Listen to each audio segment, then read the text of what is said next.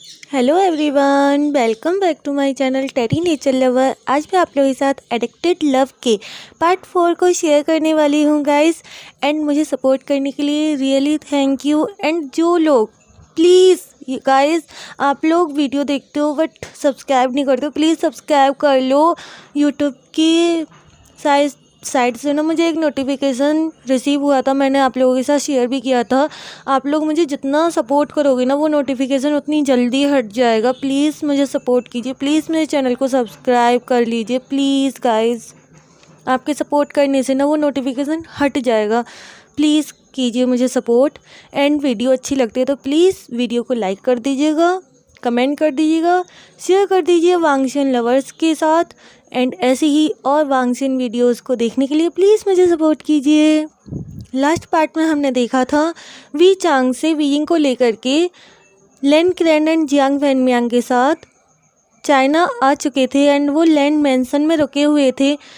तभी वो सुयांग से कहते हैं, सुयांग तुम हमारे साथ ही रुकोगे, तुम कहीं नहीं जाओगे। और तुम अभी इतनी ज़्यादा ना यंग हो, तुम इतने भी ना बड़े नहीं हो गए हो जो तुम इधर उधर घूमो, तुम अभी 18+ नहीं हुए हो। और वो ऐसा कह के डांट डूट के ना सुयांग को अपने पास ही रख लेते हैं। उससे मना कर देते हैं कि अपने पैरों पे बाद में खड़े हो जाना, जब तुम 18+ हो जाओ, जब तुम्हारी स्टडी कंप्लीट हो जाए तब हो जाना अपने पैरों पे खड़ा, लेकिन अभी नहीं, अभी तुम्हें हमारे साथ ही रहना है। ऐसा कह के वो लैंड मैंसन ले आए थे सुयांग को। और अंकल किरण, उनको भी ना सुयांग मतलब अच्छा लगता है, वो सारी बातें मानता है, वो एकदम डिसिप्लिन में रहता है। वो उसको ना देखते आए हैं जब वो 2 साल का था, तब से वी चांग से ने सुयांग की केयर की थी। एंड लैन किरण उसको ना तभी से देखते आए हैं, तो उनको ना कुछ भी गलत नहीं लगा सुयांग के अंदर आज तक। और सुयांग रियल में बहुत अच्छा है, इसमें स्टोरी में मैंने उसे अच्छा ही दिखाया है।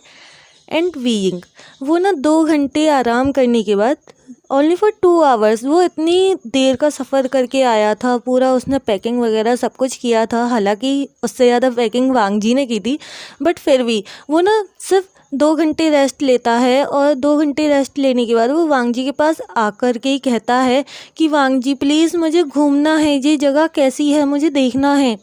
और उसका ना बिल्कुल भी ध्यान नहीं था कि वहाँ पर लैंसीचन एंड लैंड किरण बैठे हुए हैं। तभी लैंड किरण ना कफ करते हुए कहते हैं, वी बेटा तुम्हें आराम करना चाहिए, इवनिंग हो रही है, अभी थोड़ी देर बाद हम डिनर करेंगे, उसके बाद तुम ना सो जाना और कल वांग जी तुम्हें पूरा शहर घुमा लाएगा। तभी वीइंग ना एकदम से लैंड किरण को देखकर ना शॉक्ड हो गया था। वो ना अपना बैलेंस ना खो देता, वो गिरने ही वाला था। तभी वांग जी ना उसे पकड़ लेता है जल्दी से, और पकड़ते हुए कहता है, वी देखा तुम्हारी तबीयत ठीक नहीं है। तभी ना उसको क्या पता वांग जी को कि वी को क्या हुआ। वो ना ये समझ रहा था कि वांग जी अकेला है। गाइस, मैं ऐसे बीच में इंटरप्ट तो नहीं करना चाहती, बट अगर मेरी आवाज़ बीच बीच में थोड़ी सी ख़राब सुनाई देना तो प्लीज़ माइंड मत कीजिएगा, इग्नोर कीजिएगा उस ख़राब वॉइस को। बिकॉज़ मुझे ना बुखार आ रहा है, इस वजह से मेरी ना तबीयत बहुत ज़्यादा ख़राब है। लेकिन फिर भी मैं ना वीडियो बना रही हूँ आप लोगों की वजह से, और मुझे अपना चैनल भी बचाना है गाइस, प्लीज़ मुझे सपोर्ट कीजिएगा। अब हम देखते हैं, फिर से ना हम स्टोरी में आ जाते हैं।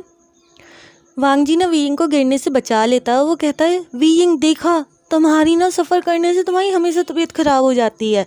लेकिन वांग जी को नहीं पता कि वीइंग ने पिछले 1 साल में ना सफ़र कर कर के उसको जो एलर्जी है ना कि हाँ सफ़र करने से उसका सिर घूमता है, वो ना उसने ठीक कर लिया, सफ़र कर कर के उसने ठीक कर लिया है उसको।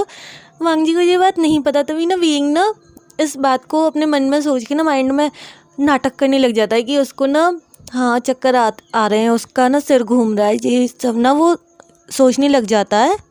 और ना ड्रामा करने लग जाता है कि हाँ मुझे चक्कर आ रहा है, मैं गिर जाऊँगा। और वो वांग जी से कहता है, वांग जी प्लीज़ मुझे ना मेरे रूम में छोड़ आओ। ऐसा कह के ना वो वांग जी से एकदम हक कर लेता, वांग जी को एकदम वांग जी से लिपट जाता है। तभी वांग जी उसको ना एकदम ब्राइडल स्टाइल में उठाता है और कहता है कि ठीक है चलो। और वो वांग जी ना उसको ना उसके रूम में छोड़ के आता है, वियिंग को लिटा के आता है। वियिंग के पास से वांग जी जब आ रहा था ना, तो वियिंग का फेस ना एकदम उतर गया था, लेकिन वो नहीं रोक सकता वांग जी को ऐसे, वो ऐसे नहीं दिखा सकता है कि वो उसे लाइक करता है। अगर उसने ये चीज़ दिखाई और वांग जी लाइक नहीं करता होगा, तो वो ना वांग जी की फ्रेंडशिप भी खो देगा, उसके प्यार को, जो थोड़ा बहुत प्यार उसको मिलता है ना वांग जी से, वो उसको भी ना खो देगा, और वो उस प्यार को ना खोना नहीं चाहता है। इसी डर से वियिंग वांग जी को रोकता नहीं है, और वांग जी भी इसी डर से कि कहीं वियिंग को पता चला कि वांग जी उसे लाइक करता है और वियिंग यहाँ से चला गया, तो इस डर से ना दोनों के दोनों एक दूसरे से अपनी फीलिंग्स छुपा रहे हैं गाइस। मेरे को तो बहुत ज़्यादा बुरा लग रहा है रियल में। वांग जी वहाँ से चला जाता है, वो जाके मेट से कहता है कि हाँ फूड प्रिपेयर कर दो, सब लोग डिनर पे, थोड़ी बहुत देर में हम लोग डिनर कर लेंगे। इसके बाद हमें थोड़ी देर बाद का सीन दिखाया जाता है। थोड़ी देर बाद ये लोग डिनर कर रहे होते हैं, लेकिन वांग जी ना 2 प्लेट में डिनर करवाता है मेट से, और उस डिनर को ना खुद अपने हाथों से लेकर जाता है। जिस ट्रे में वो फूड रखा हुआ था, उस ट्रे को ना अपने हाथों से खुद लेकर के जाता है वियिंग के रूम में। वी चांग से इन सब चीज़ों को ना देख रहे थे, ऑब्जर्व कर रहे थे। तभी वो पूछते हैं, वांग जी क्या वियिंग की तबीयत ठीक नहीं है? वांग जी, जो कि उनसे ना 2-3 कदम दूर खड़ा हुआ था, वो जा रहा था वियिंग के रूम के साइड। तभी वांग जी कहता है, कुछ नहीं अंकल, बस उसको ना थोड़ा सा सिर घूम रहा है, उसका सिर भारी हो रहा है, तो मैं उसके लिए ना डिनर उसके रूम में ही लेके जा रहा हूँ, ऐसा कहता है वांग जी। तो वी चांग से कहते हैं, अच्छा ठीक है तुम ले जाओ। लेकिन उसके जाने के बाद वांग जी जैसे ही वहाँ से चला जाता है ना, तो वी चांग से को ना याद आता है कि वियिंग का तो सिर घूमना बंद हो चुका है सफ़र कर कर के, फिर उसका सिर कैसे घूम सकता है, सिर कैसे भारी हो सकता है? उसने तो हैबिट बना ली थी ना सफ़र करने को अपनी, जिससे कि वो वांग जी के साथ घूम सके। तभी उनके ना माइंड में एक बात आती है कि कहीं वांग जी के साथ टाइम स्पेंड करने की वजह से तो उसने ऐसा ड्रामा नहीं करा। और वो ना अपना डिनर करने लगती हैं। लैन केरन उनसे बात करते हैं कि वी चांग से क्या तुम कल डॉक्टर के पास जाना पसंद करोगे? तभी वी चांग से कहते हैं, नहीं, मैं फ़िलहाल अभी डॉक्टर के पास नहीं जाना चाहता हूँ, मैं 1 हफ़्ते बाद डॉक्टर के पास चला जाऊँगा। पहले मुझे 1 हफ़्ते में यहाँ पे ना सब कुछ ठीक करना है, जो भी मैंने बिगाड़ा था या जो भी कुछ है, मुझे वियिंग के लिए ना एक ब्राइट फ्यूचर तैयार करना है उसके लिए। तभी लैन केरन ना अपने मन में सोचते हैं, चांग से तुम अपने बारे में क्यों नहीं सोचते हो? पहले कैंग से, और अब वियिंग को मैं संभाल लूँगा ना, वो मेरा नेफ्यू उससे इतना प्यार करता है, वो उसे संभाल लेगा, लेकिन तुम अपने बारे में क्यों नहीं सोचते हो? ऐसा सोचते हुए लैन केरन कहते हैं, चांग से तुम अपने बारे में सोचना कब सीखोगे? तभी वी चांग से कहते हैं, किरण तुम कहना क्या चाहते हो? वो मेरा बेटा है। तभी लैन केरन कहते हैं, मेरा नेफ्यू उसे संभाल सकता है चांग से, तुम जानते हो ना, मेरा नेफ्यू उसे लाइक करता है, पसंद करता है। तभी चांग से कहते हैं, हाँ, और उसकी वजह से वो कितना ज़्यादा साइको हो चुका है, कितना ज़्यादा टॉक्सिक हो चुका है, ये भी मुझे पता है। अगर उसने जो किया है वो वियिंग को पता चला तो वियिंग उसे कभी लाइक नहीं करेगा, इसलिए उस बात को ना छुपा करके रखो और उसे अपने आप कहने दो। अगर वी लाइक करता होगा ना, तो वो अपने आप कह देगा वांग जी से कि वो उसे लाइक करता है। इसके बाद किरण कुछ नहीं कहते हैं और वो अपने माँ से बस एक ही शब्द कहते हैं, प्लीज़ चांग से नाराज़ मत हो, डिनर कर लो अच्छे से, मैं तुम्हें नाराज़ नहीं करना चाहता था।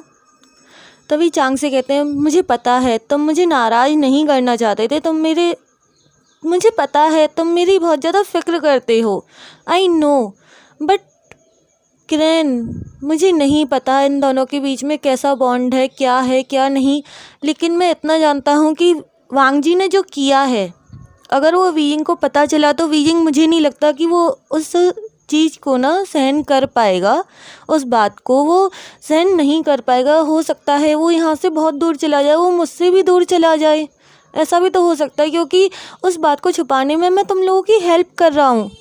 तभी किरण ना फिर से कहता है कि प्लीज़ चांग से मत बताना वियिंग को, और तुम ना डिनर करो, मेरा हो चुका है, मैं जा रहा हूँ, मुझे कुछ काम है, वर्क है अपनी कंपनी का, मैं जा रहा हूँ।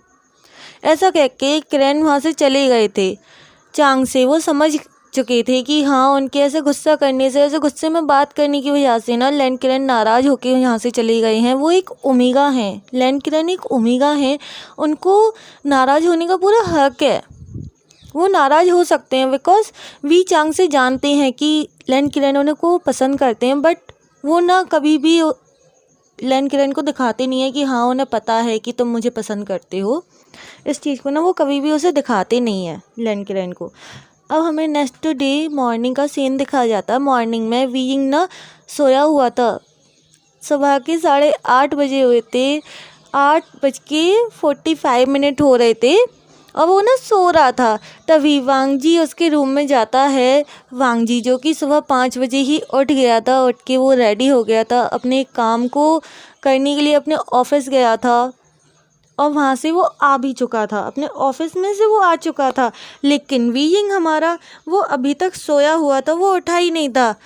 उसने जी भी नहीं कि हाँ, उसने अलार्म को आज बंद किया हो, बिकॉज आज उसके रूम में ना अलार्म क्लॉक थी ही नहीं। वांग जी वीइंग को उठाने के लिए जैसे ही उसके रूम में एंटर करता है तो वो वीइंग को देख कर के ना एकदम मेस्मराइज हो जाता है कि क्या वीइंग इतना ज़्यादा सुंदर लग रहा है सोते टाइम। और वो ना धीरे से वीइंग के पास जाता है और उसके फोरहेड पे अपने हाथ को फिराते हुए कहता है, वीइंग जाग जाओ, सुबह हो चुकी है।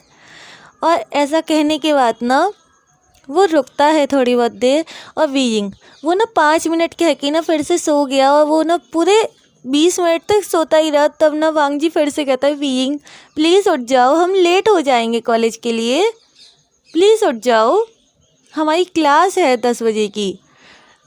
तो वीइंग ना कहता है कि अभी इतनी सुबह मुझे क्यों उठा रहे हो, प्लीज़ मुझे सोने दो ना वांग जी। और वो ऐसा कह के ना फिर से दूसरी साइड करवट लेके सो जाता है। जो अभी तक उसने ना वांग जी के एकदम हाथ को पकड़ के और वांग जी की साइड करवट ले रखी थी ना, अब उसने वांग जी का हाथ छोड़ के दूसरी साइड करवट ले ली थी। और इस चीज़ से ना वांग जी को फ़र्क पड़ा था, उसको ना बहुत ज़्यादा फ़र्क पड़ा था। उसको अच्छा नहीं लग रहा था कि वीइंग ने उसका हाथ छोड़ दिया है। तभी वांग जी कहता है, वीइंग प्लीज़ उठ जाओ, 9:50 हो रहे हैं, 9:15 हो रहे हैं, प्लीज़ उठ जाओ। वीइंग जैसे ही टाइम सुनता है ना कि हाँ कितने बज रहे हैं, वो एकदम से उठता है और उठते हुए कहता है, वांग जी तुमने मुझे जल्दी क्यों नहीं उठाया, तुम मुझे इतनी लेट उठाने क्यों आए हो। तभी ना वांग जी कहता है कि मैं आगे से ध्यान रखूँगा, तो मैं जल्दी उठाने आऊँगा।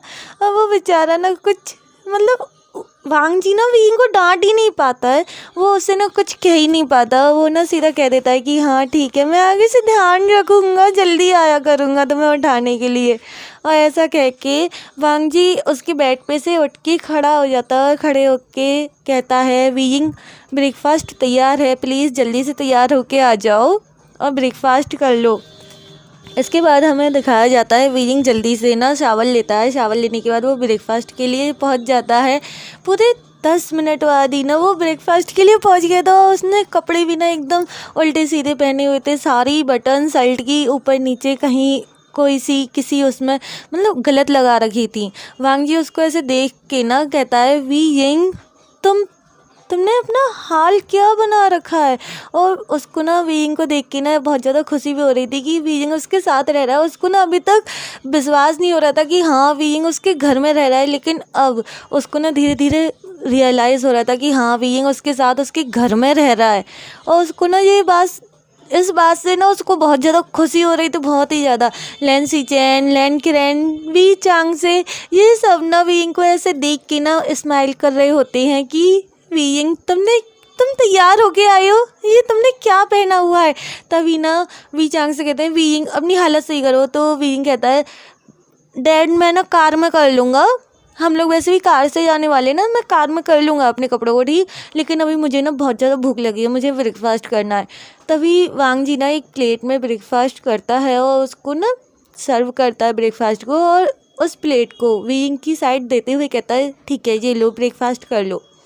तो वीइंग ना खाने लग जाता है अपने ब्रेकफास्ट को, और वो खाते खाते ना वांग जी की साइड देखता है। वांग जी जो कि सिर्फ उसे ही देख रहा था, उसे देखते ही जा रहा था खड़े होके। वांग जी कुछ भी खा नहीं रहा था। तो वीइंग ना उससे पूछता है, वांग जी क्या तुमने ब्रेकफास्ट कर लिया। तो वांग जी कहता है हाँ मैंने ब्रेकफास्ट कर लिया है, सिर्फ तुम ही हो जो कि इतने लेट हो ब्रेकफास्ट के लिए। अंकल ने भी कर लिया है, भाई ने भी कर लिया है, सिर्फ तुम ही रह गए हो। तो वीजिंग ने अपना ब्रेकफास्ट जल्दी से ख़त्म करता है और ख़त्म करने के बाद वो कहता है क्या वह हम चलें, मुझे ना अपना न्यू कॉलेज को ना देखना है। तभी उसको ना ध्यान आता है कुछ और वो कहता है क्या मेरी कोई क्लास मिसिंग तो नहीं होगी ना, मतलब मुझे फिर से कोई क्लास तो नहीं पढ़नी ना दोबारा से। तभी ना लैनकैंड और वी चांग से इतने ज़्यादा हंसते हैं, स्माइल करते हैं और वो कहते हैं वी यिंग तुम स्कूल में नहीं हो, तुम यूनिवर्सिटी में हो और तुम ना यहाँ पे ट्रांसफ़र होकर के आए हो, तुम्हें पता है ना तुम ट्रांसफ़र होकर के आए हो। तभी वी यिंग कहता है हाँ लेकिन मैं वहाँ पर किसी को भी नहीं जानता हूँ। तो वांग जी कहता है कि नहीं जानते हो तो जान जाओगे, अब चलो प्लीज़ हम लेट हो रहे हैं क्लास के लिए। और ऐसा कह के ना वांग जी उसको ना वहाँ से ले जाता है। वांग जी जो कि इनसे सीनियर क्लास में है, वीइंग से 2 क्लास आगे है, एंड लेंसी चैन उनकी पढ़ाई कंप्लीट हो चुकी है, वो ना उस कॉलेज में प्रोफेसर हैं।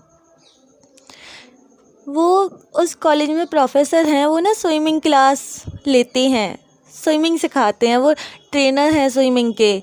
और इसके बाद ना ये सब लोग ना वहाँ से चले जाते हैं। कार में जब वीइंग अपनी ड्रेस को ठीक कर रहा था तो वांग जी एक टक वीइंग को देखे जा रहा था। ड्राइवर जो कि कार चला रहा था ना उसके ऊपर वांग जी को इतना गुस्सा आ रहा था कि आगे वाली सीट और पीछे वाली जो सीट होती है ना कार की, जहाँ ड्राइवर बैठता है उसके बगल में एक सीट होती है एंड पीछे पैसेंजर सीट होती है, उसके बीच में ना पर्दे लगा रखे हैं। उन पर्दे जो थे ना उन पर्दों को ना वांग जी गिरा देता है, कर्टन्स को, और वीइंग से कहता है वीइंग कल से तुम घर से ड्रेस को सही करके आना।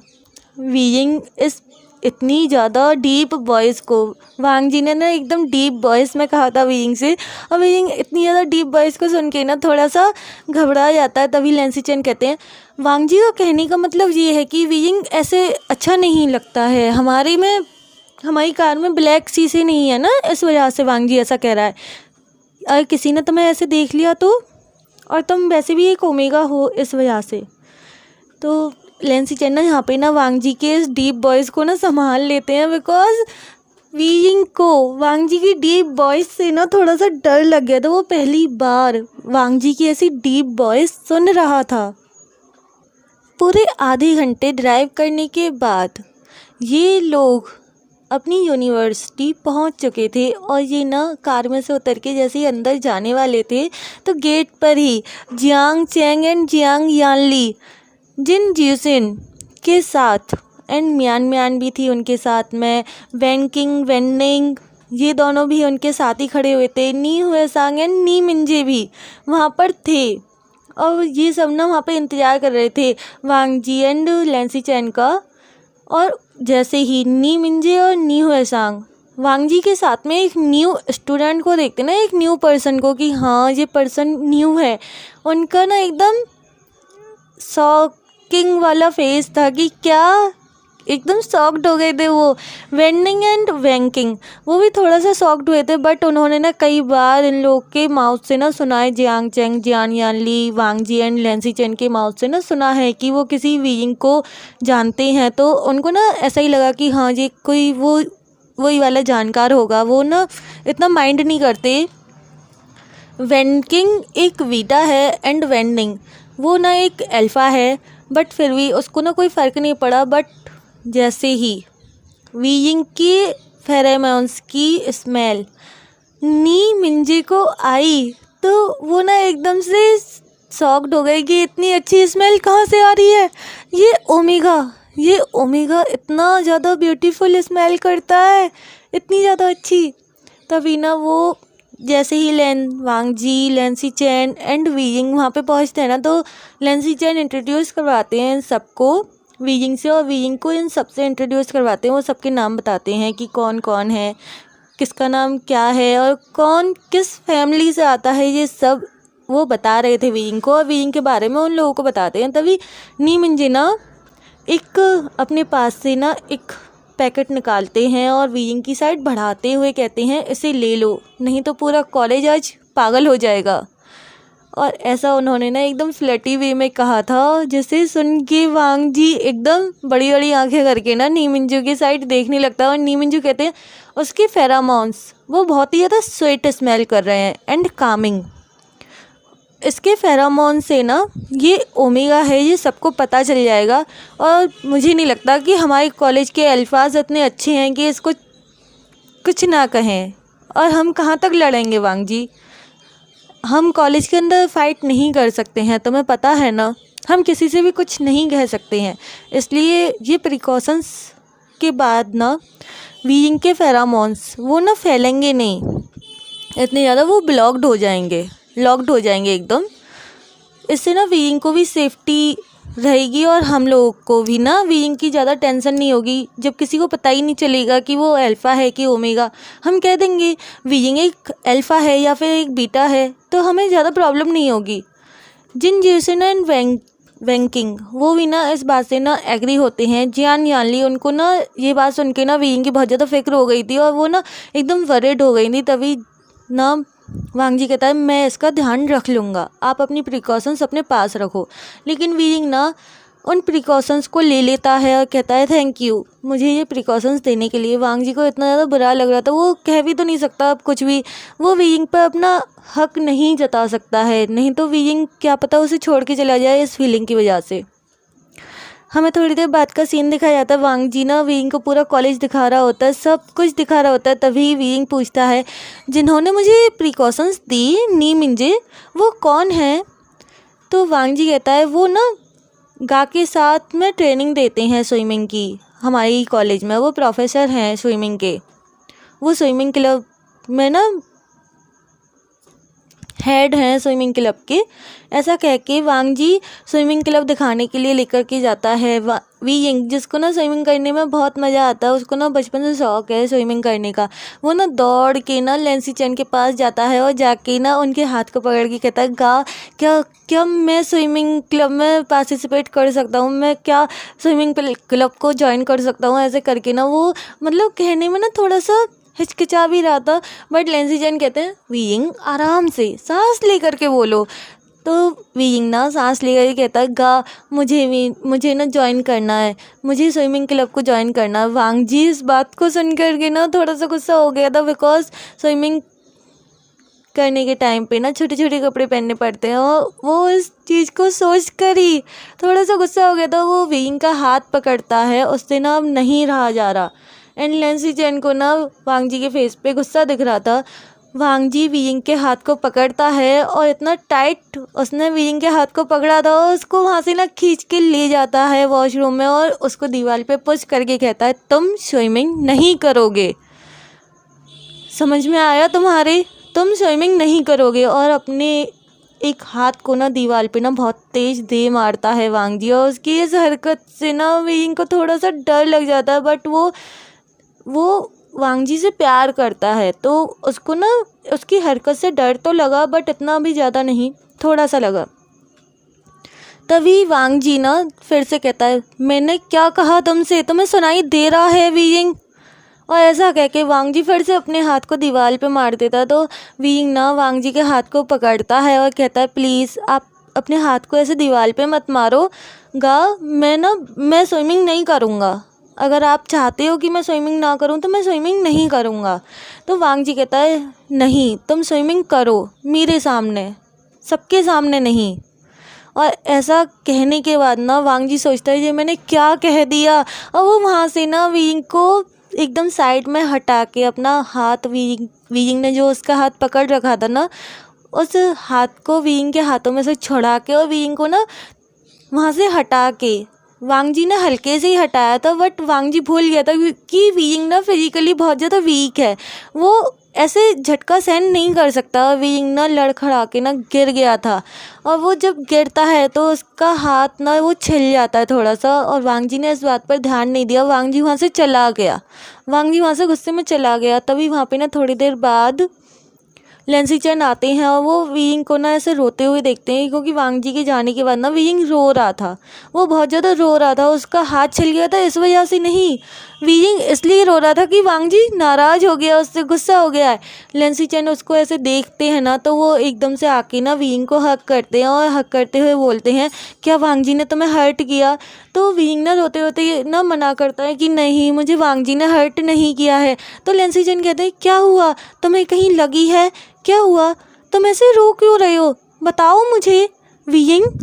तभी वीइंग ना रोते रोते कहता है, वांग जी वो मुझसे नाराज़ है, वो मुझे यहाँ पे छोड़ के चला गया, वो मुझसे बहुत ज़्यादा नाराज़ है। और ऐसा ना वो रोते रोते कह रहा था, उसकी आंखों में से आंसू बंद ही नहीं हो रहे थे। लेंसी चैन जैसे तैसे उसको ना चुप कराते हैं और उससे कहते हैं, वीइंग वो नाराज़ नहीं हो सकता है तुमसे, तुम उससे जाकर के बात करो, तुम जानते हो ना तुम्हारे अलावा वो किसी से भी बातें नहीं करता इतनी ज़्यादा, मुझसे और तुमसे बस।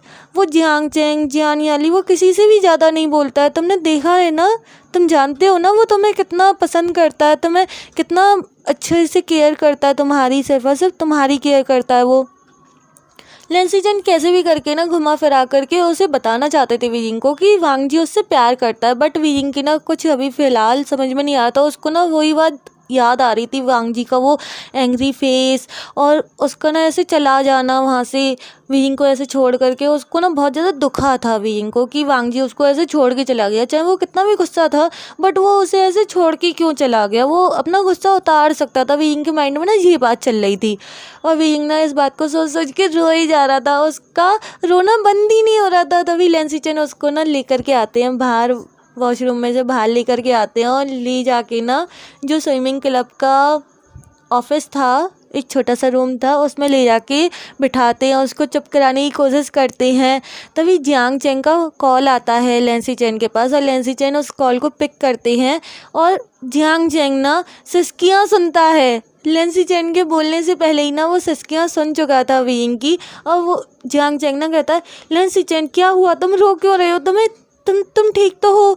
तभी लेंसी चैन कहते हैं, मैं नहीं रो रहा हूँ, वीइंग रो रहा है और प्लीज़ तुम जियान याली को लेकर के यहाँ आओ स्विमिंग क्लब में, मुझे बहुत ज़्यादा टेंशन हो रही है, ये चुप नहीं हो रहा है मेरे से, प्लीज़ मेरी हेल्प करो।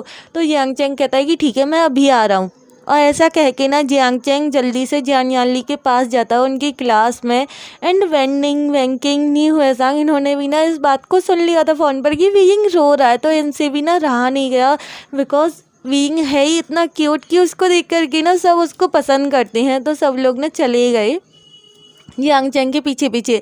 जियान याली को जैसे ही ये बात पता चलती है, जियांग चैंग जैसे ही जाके कहता है ना कि वीइंग रो रहा है, सेजे प्लीज़ चलिए, वो शांत नहीं हो रहा है। तो जियान याली ना तुरंत अपने रूम में से क्लासरूम में से उठती हैं और वो चलती हैं। तभी जिनयूसन कहता है क्या मैं भी चल सकता हूँ? तो जियान याली अपना हाँ में सर हिला देती कि हाँ चलो, चल सकते हो। इसके बाद ये सब ना पहुंच चुके थे, ये सब उसको चुप कराने की कोशिश कर रहे थे वीइंग को, बट वीइंग ना रो ही जा रहा था, उसकी आंखों में से आंसू गिर ही नहीं रहे थे। जियान याली जिन्होंने अपनी गोद में वीइंग के सिर को रख रखा था, बट फिर भी वीइंग ना चुप नहीं हो रहा था। वीइंग जब छोटा बच्चा था तो उसको चोट लग जाती थी, तो जियान याली की गोद में सिर रखने पर ना वो शांत हो जाता था, वो रोना बंद कर देता था। बट आज उसको ना बहुत ज़्यादा रोना आ रहा था, वो रो ही जा रहा था, उसका रोना बंद नहीं हो रहा था। और इन लोगों को ना पूरा आधा घंटा हो चुका था उसको चुप कराते कराते। वीइंग का भी ना सिर घूमने लग जाता, उसमें दर्द होने लग जाता, बट वो उसका रोना बंद नहीं हुआ था। तभी नी मिंजी कहते हैं कि हमें वांग जी को ही बुला लेना चाहिए, क्या पता उसके आने से ये चुप हो जाए। और नी मिंजी ना तुरंत वांग जी को कॉल कर देते हैं और कॉल करके कहते हैं, वांग जी तुम जहाँ पर भी हो मुझे कोई फ़र्क नहीं पड़ता तुम कहाँ हो, लेकिन तुम अभी स्विमिंग क्लब आओ। वीइंग हम नहीं संभाल पा रहे हैं वीइंग को, प्लीज़ वीइंग को आके ना चुप कराओ। वांग जी जैसे ही फ़ोन पे ये सुनता है ना कि क्या वीइंग रो रहा है, वो दौड़ के ना स्विमिंग क्लब पहुंच जाता है। उसको ना सिर्फ 3 मिनट लगे थे स्विमिंग क्लब पहुंचने में, जबकि वो कॉलेज से ना बाहर जा रहा था, वो कॉलेज के एंट्रेंस गेट पर था, वो वहाँ से ना बाहर निकल ही वाला था जब उसको पता चला था। और वहाँ से है क्या स्विमिंग क्लब आने में पूरे 15 मिनट लगते हैं, बट वांग जी इतनी तेज़ दौड़ कर आया था कि उसको ना सिर्फ 3 मिनट लगे। और वो आके जैसे ही देखता है ना कि वीइंग रो रहा है, वो कहता है, वीइंग जैसे ही वांग जी की आवाज़ सुनता है तो वो उठता है और जाके सीधा वांग जी को हक कर लेता है और हक करते हुए कहता है गाप मुझे छोड़ के क्यों गए, और ऐसे कह के ना वो रोने लगता है। वो एकदम वांग जी को ना एकदम टाइट हक करता है, वांग जी भी उसको एकदम बैक टाइट हक करता है वापस से, और उसकी ना फोरहेड पे अपने हाथ को फिराने लगता है और कहता है वीइंग प्लीज़ शांत हो जाओ, रोना बंद कर दो। बट वीइंग ना रोना बंद नहीं करता, वो शांत नहीं हो पा रहा था, उसको बहुत बुरा लग रहा था कि वांग जी उसको छोड़ के चला गया। एंड वांग जी ना उसको शांत करने की कोशिश करता है, और शांत करने की कोशिश में ना 2 मिनट बाद ही वीइंग जो कि इतनी देर से रो रहा था ना वो ना बेहोश हो जाता है, और वांग जी उसको ऐसे बेहोश देख के ना वो एकदम घबरा जाता है, वो उसको ना बहुत ज़्यादा घबरा जाता है। वो चिल्ला के कहता है वीइंग क्या हुआ तुम्हें, प्लीज़ आंखें खोलो अपनी। लेंसी चैन कहते हैं वांग जी वो बहुत टाइम से रो रहा था, अभी हमें ना वीइंग को देखना है, तो चलो इसे ना अभी हॉस्पिटल लेके चलते हैं, इसकी केयर हमें करनी होगी। वो रोने की वजह से शायद बेहोश हो गया है, और वो उसको ना हॉस्पिटल लेके जाते हैं। कॉलेज में ही उनके में जो हॉस्पिटल है स्टूडेंट्स के लिए, वहाँ पर ना लेके जाते हैं। सू यांग को भी ये पता चल गया था कि वीइंग की ना तबीयत ठीक नहीं है, वो जूनियर क्लास में है, वीइंग से भी जूनियर है सो यांग। वो ना वीइंग के पीछे पीछे ना चला जाता है उसको ढूंढने के लिए। तब उसको ना पता चलता है कि सब लोग ना वीइंग को हॉस्पिटल लेके गए हैं, कॉलेज का ही जो हॉस्पिटल है स्टूडेंट्स के लिए उसमें लेकर के गए हैं। सो यांग वहाँ चला जाता है, और वहाँ पे ना वो वीइंग को ऐसे लेटे हुए देखता है। वांग जी वीइंग के पास बैठा हुआ था, वो ना डॉक्टर की साइड देखता है जो कि वीइंग को ना इंजेक्शन लगाने वाला था। वो जाके तुरंत सू यांग ना डॉक्टर का कॉलर पकड़ के कहता है अगर वीइंग ठीक नहीं हुआ तो मैं तुम्हारे फेस का हुलिया बिगाड़ दूंगा। और इतना सुनने के बाद ना जो डॉक्टर था वो कहता है प्लीज़ शांत हो जाओ, वो ज़्यादा टेंशन लेने की वजह से बेहोश हो गया है और कोई बात नहीं है, मैं उसे दवाई दे रहा हूँ, उसकी थोड़ी देर केयर करो, वो होश में आ जाएगा, बस 1 घंटे बाद वो होश में आ जाएगा। इतना कह के ना वो डॉक्टर एकदम शांत थे, उन्होंने ना कुछ नहीं कहा सो यांग से। उनको ना दिख रहा था सो यांग कितनी केयर करता है वीइंग की, और सो यांग ना वहीं पे बैठ जाता है वीइंग के पास में ही। वांग जी भी बैठा हुआ था एक साइड से सो यांग बैठा हुआ था, और वो डॉक्टर ना सो यांग को देखे जा रहा था। वो जब से सो यांग वहाँ पे आया तब से वो डॉक्टर सो यांग को देखे जा रहा है। हेलो एवरीवन, आज के पार्ट को मैं यहीं पे एंड कर रही हूँ गाइस। आप लोगों को जैसा भी लगे प्लीज़ मुझे कमेंट करके बताइएगा, अगर अच्छा लग रहा है तो प्लीज़ मुझे कमेंट कीजिएगा please. And take care, bye. Hello everyone.